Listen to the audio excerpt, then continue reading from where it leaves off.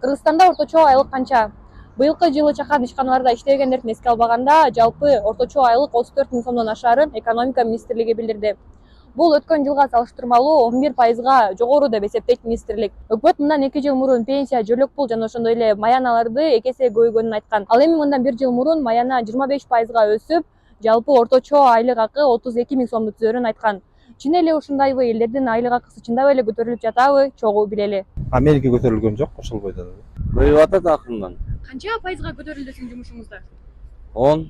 Буюрса көтөрөт, биздин көтөрөт, биз сотрудникпиз, ишенебиз, көтөрөт. Жок, ошондой эле. Көтөрүлгөн жок. 2 жыл кандай саат эле ошондой. Ошол чоң банкке Асани келди. Гарип чыкса. Канча процент көбөйдү?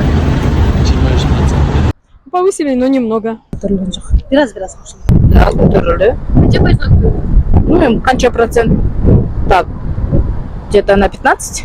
Мен өзүм врач болуп иштейм, но андайды не ощущал. Канча оклад болсо, ошону эле канча жылдан бери алып атабыз.